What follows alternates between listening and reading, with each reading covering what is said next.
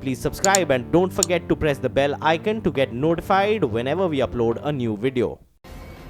At a time when concerns over data privacy are growing across the world and the European General Data Protection Regulation, better known by its acronym, the GDPR, has set a new standard for data collection, storage and usage for companies operating in Europe, India continues its quest towards creating a foolproof data protection framework. Meanwhile, the Reserve Bank of India in April has asked all payment system operators in the country to store data relating to their customers here in India.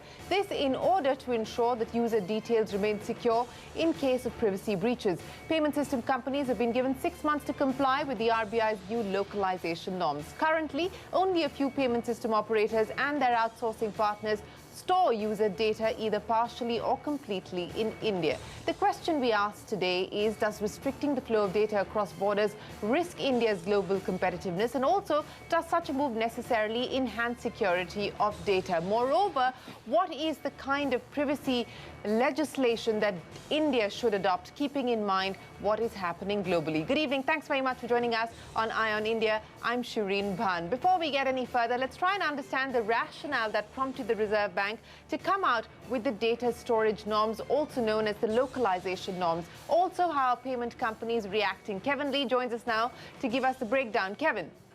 Well, the central bank keen to keep Payment India of Indian citizens within the geographical boundaries of India. Here's a little bit of the fine print. Companies have to comply by October 15th this year.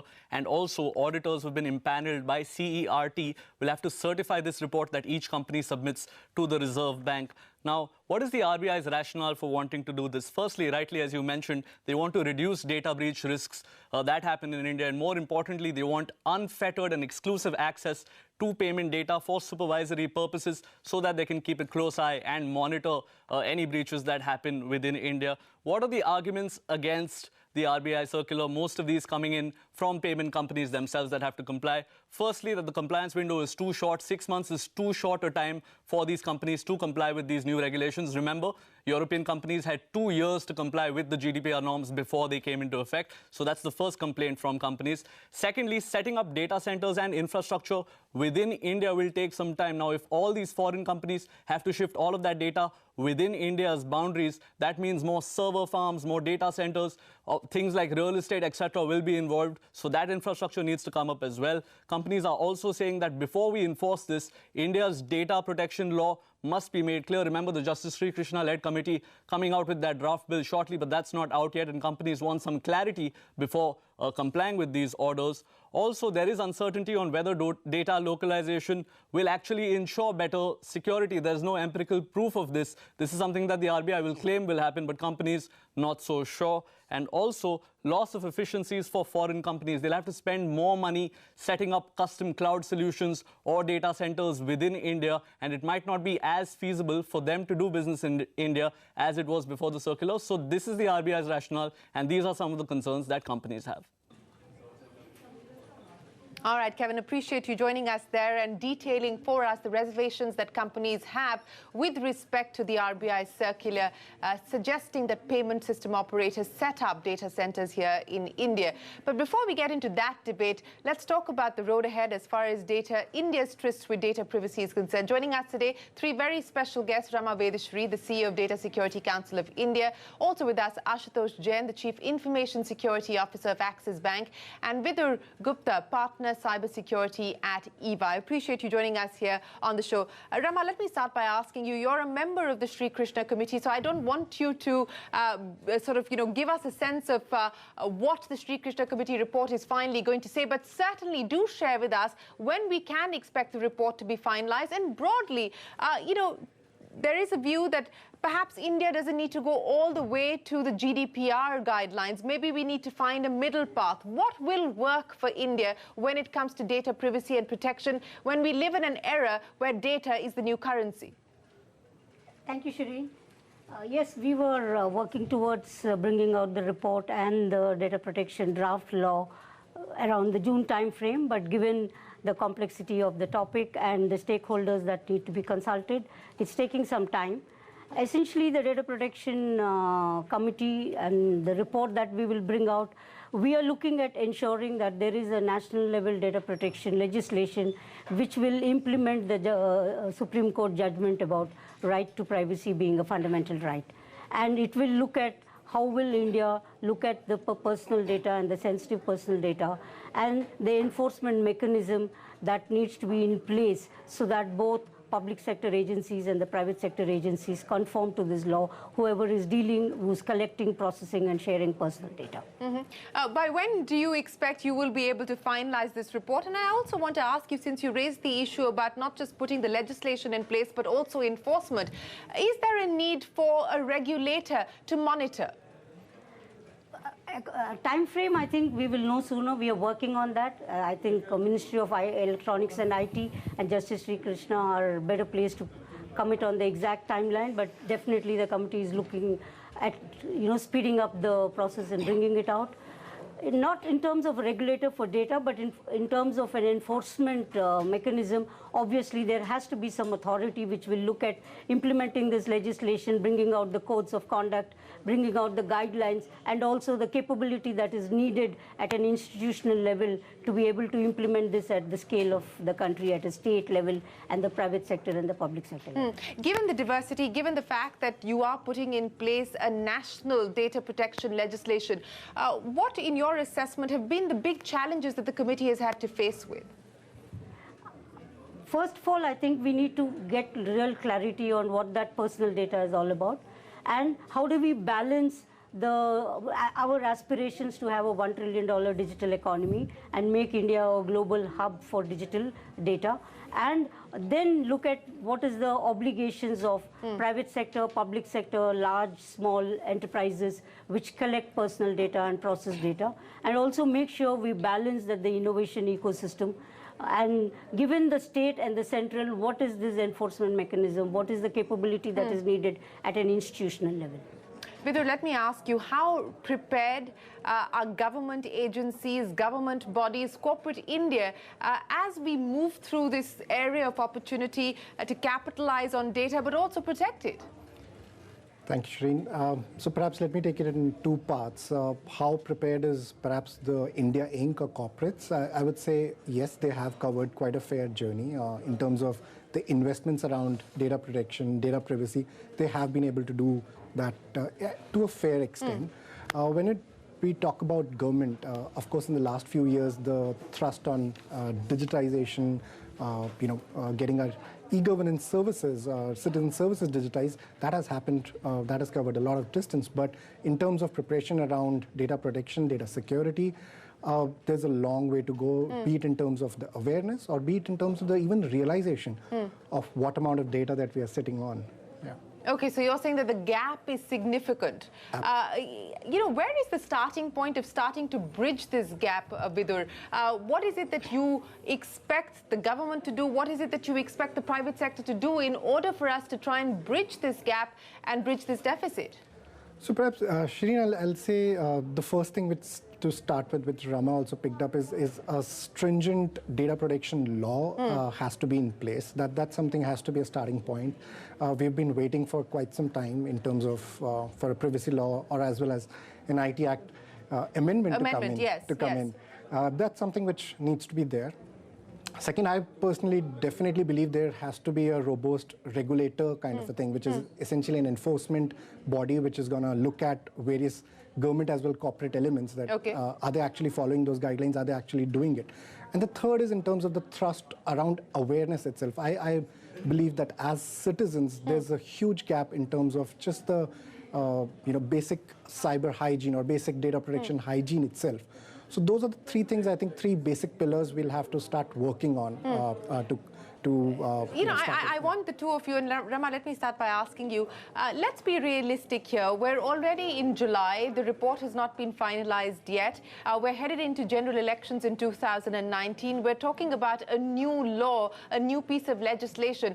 Would it be a realistic expectation to think that we will, in fact, have a new legislation in place ahead of the 2019 general elections? Or should we then prepare for amendments to the IT Act to ensure that some of the concerns that we've talked about are, in fact, addressed? Any lawmaking of this subject will take time. And even once the Data Protection Committee releases the report and the draft law, there would be some public consultations. I think the ministries will take up that consultations with various stakeholders in government, and then the lawmaking process starts. I think the lawmaking process, I'm not really equipped to comment on what is the time frame that is needed. Yeah. But even once the committee submits, there would be some public consultations on the draft law and, of course, some stakeholder consultations that I presume the government will host. So that would take its time. I think, but if you look at the Supreme Court judgment, we like to believe that whether it's the tech industry or some of the large corporates who are dealing with personal data or already beginning to implement privacy programs so that they become responsible with the way they deal with privacy data. So while the law is a very important milestone and enforcement and the capability building, but I would like to believe and place the argument to you that tech industry and the large corporates, whether it's the banking sector, the telecom sector, anybody who's dealing with personal data, are beginning to put privacy programs in place, which I think is a good thing. Okay, Ashutosh, let me ask you, as a corporate citizen now, you're sitting on a ton of data, and we've seen that surge as far as digital transactions are concerned, especially when it comes to things like mobile banking, etc. What is it that you have been able to do at your end to ensure that the data is in fact protected, and where do you see things moving down the road? Yeah. So, Shireen, first I will actually, address this, that there is always a shared responsibility for any kind of public-facing services that any institution is bringing. The shared services essentially mean that the institution also has to play a part, that actually they are providing a very secure service to all the customers, their customers, and the customers are also playing their part of actually ensuring that they are using those services and responsibly, because they should not be sharing the password and all of the well-known things what we know, what we actually, have campaigns around them to ensure that people are not doing those things. Now, when it comes to on the corporate side, there are specific things which actually are now, as the maturity is now increasing in large corporate sectors, there actually is a need for threat detection, a very deep capability of threat detection, a very fast response time for threats what are actually emerging on the radar, either within or outside the perimeter, and also for actually sharing the threat intelligence. Now, for that, we have definitely at the national level the CERT, India CERT, which actually is playing at the national level. RBI for the banks, and likewise for specific regulators are also playing that part on the specific sectoral way. But even at a very broad-based, all the institutions needs to come together to actually, start collating that information, which in turn gives the capability as a nation to come forward to deal with those threats. But is any of that happening today, Ashutosh? Indeed, actually, and that's the reason a lot of actually institutions are able to address those threats in a very meaningful manner, and that's the reason many institutions are able to handle those threats. Data leakage prevention also is a very, very critical part of this entire thing, where by variety of means the hackers can actually potentially take data out of the institution, and all of them are taken care. Give me a sense of what kind of spends you, for instance, have been able to put in place to ensure that you have the adequate systems and processes in place in terms of building capabilities within the organization. Give me a sense of what it's taken for you to get where you are today in this quest for data protection. So actually, so it's a complete journey in itself, Shireen. It is never that, we make a spend and then, we actually are happy about it, that we have made a spend. It is all about not only spending, but also taking the maximum of it by ensuring that the tools, the capabilities, the people, and the institution as a culture itself evolves into a very secure entity as a whole. And that takes a lot of pain and a complete roadmap over years, which actually builds on and on. Okay, I want to now address a controversial and contentious issue. And Rama, let me start by asking you about that. We've seen that RBI April circular, which basically states that the payment data of Indian citizens needs to be stored in India. Companies have been given till the 15th of October this year to comply with those regulations.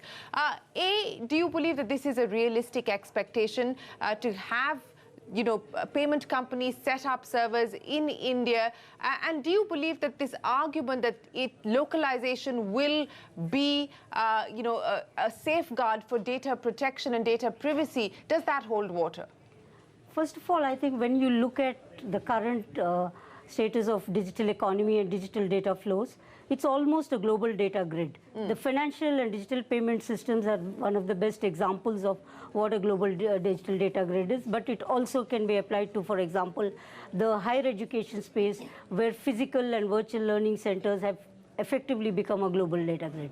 You could look at that even in the multi-channel retail systems, where physical and virtual stores are converging together. Yeah. So when you look at digital payments, my personal view and conviction is that any digital economy needs data to be shared, processed, and across the borders of geographies. So cross-border flow is imperative. Cross-border flow is very important. That is what has fueled the entire digital economy and the IT industry, tech industry growth in India. And if we have to realize the aspirations of India becoming a $1 trillion digital economy, I believe that cross-border data flows is very central to that. Okay. Do you believe that this will hurt India's competitiveness? Because so far, the Reserve Bank is not backing down the April circular stance, despite the fact that we've seen the USIBC and other such bodies arguing against it. I think it also hurts not just the global technology or digital payment players which operate out of India, but also the fintech innovation that is getting. India is becoming a hub for fintech innovation, and a lot of fintech players operate on global platforms. They serve global markets out of India, and there are other geographies which have already taken the edge. And if India needs to leapfrog in the digital innovation space, I think a regulation like this would definitely hurt. Okay, Vidur, let me put that question to you.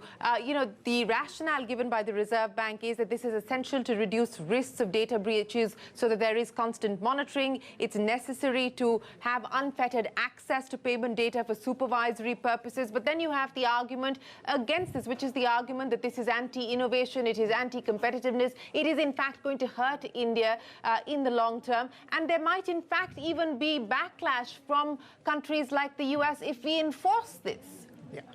So if as a cybersecurity professional I had to say, I think perhaps it does not ensure 100% safety or security.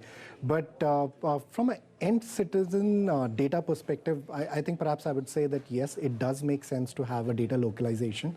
Having said that, it's going to be an extremely technological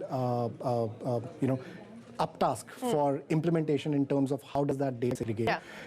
And how do you segregate between Indians' data and other citizens and so forth? I mean, let's look at the practical challenges of this as well. Absolutely right. When all of us talk about social media, we are so interconnected in terms of this essentially regulation would mean that they have to replicate their entire data centers in India. So obviously the practical element is going to be huge, but perhaps something which government can definitely try and look at is that how do we identify certain initiatives of citizens, which is predominantly to do with Indian citizens only. Okay. And that data needs to be ensured to stay within the Indian geographical borders. Okay, Ashutosh, is this an issue that is sort of taking up bandwidth at Axis? Are you looking at what the RBI circular says and the implications of it?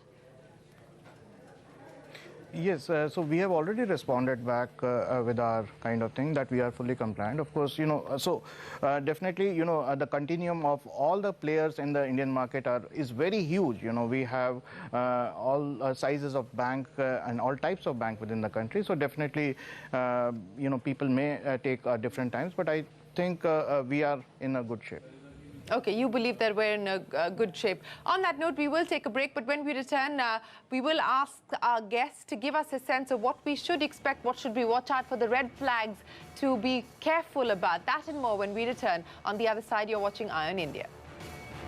And India guests this evening, Rama Vedashree, the CEO of Data Security Council of India, Ashutosh Jain, the Chief Information Security Officer of Axis Bank, and Vidur Gupta, Partner Cybersecurity at EY. Rama, let me get wrap-up comments from you. As we await the new legislation, and we don't know when that is going to happen or whether it's going to happen in the tenure of this government at all, what is it that we need to focus on in terms of being able to create this ecosystem around privacy? I think anyone who deals, any enterprise, corporate, it could be a small mobile solution provider to a large corporate, to a large public sector agency, should start becoming responsible about respecting the privacy of citizens. Industry plus government should collaborate to build the capabilities so that there is a self-regulatory mechanism and the best practices adoption and leverage technologies for privacy. And the tech industry has an opportunity. They've already geared up for conformance to the EU GDPR. So there is a certain level of maturity that has been built for privacy practices. I think they can scale up in terms of how do they lead, because it's the tech industry which is supporting both government institutions and the corporates in their rollouts of their digital initiatives. And how do we look at being responsible in respecting privacy of the citizens, and also look at privacy as an opportunity area where we could build technology solutions to ease the implementation of privacy across the enterprises in India when actually the legislation comes. I think we don't have to wait for the final legislation. The corporate in India, tech industry and government can collaborate to actually help realize this Supreme Court judgment of privacy being a fundamental right. Even ahead of the legislation being finalized. But Vidur, just to take that point forward now, the kind of opportunity that this throws up, give me a sense of what you see from an innovation perspective, from a collaboration perspective. What's the sort of momentum that's already starting to build up around this? So so Shireen, I think as we await the recommendations from the Sri Krishna committee, there is a definite momentum in terms of within the government departments itself. We clearly see, all the citizen-centric initiatives having a specific focus around data privacy, data protection, in terms of what mechanisms they are implementing, as well as kind of awareness that they are trying to spread to the citizens itself. So that we clearly see. I think from a corporate perspective also, many of the corporates have come forward in terms of either as part of their CSR initiative or their heightened awakening in terms of what they want to drive for citizens being a little more aware about their own personal information, their own personal data. So there is a positive movement, a positive sense, but I still believe that unless we have a clear regulation and an act driving us, perhaps there is some gap, there is some distance to be covered. Absolutely. I would imagine that people would wait for the legislation before they actually take any significant step forward on this. But just going back to the enforcement issue again, Vidur, in terms of this agency, this body that both Rama and you spoke of, give me a sense of what the expectation is, given what we are seeing globally as well. So perhaps the first thing which I would expect is that to have the government departments also included as part of this new legislation. The IT Act 2008 amendment had only predominantly for the body corporates. Now we would want even the government services and the government departments to come under this regulation to do that. The second, I think this independent regulator perhaps have arms and feet on ground where they're looking at implementation, trying to monitor, trying to do a regular sort of audits or periodic checks, be it for the corporates as well as for the government departments. So that's the kind of a role I envisage from this independent body, which is more in helping in on-ground enforcement. What about creating the pipeline for privacy professionals? Yeah, that's really, in fact, that's a very good point because that's, I think, the amount of the skill gap which we currently have as a country, that's quite huge. I guess a thrust in terms of from an education perspective itself, starting with various colleges or formalizations of courses around data protection, data privacy is important. And at the same stage, in terms of the constant upskilling needs to be reinforced, be it for corporates or be it for citizens or be it for the government bodies itself. That's the field because it's the kind of pace that it's moving. Sure. It definitely needs a constant upskilling. Ashutosh, let me end then by asking you about the opportunity and how you intend to maximize it. The payment industry is expected to grow to $500 billion by 2020. That's the Google BCG report. What are you seeing now in terms of the next steps from where we are today to where we could possibly be headed? Yeah, so overall, how I see it, that the industry was always ready. When demonetization happened, actually it was a kind of a catalyst which actually encouraged every citizen to actually take on to digital payments, whether any channels, which is either mobile banking, internet banking, or digital payments.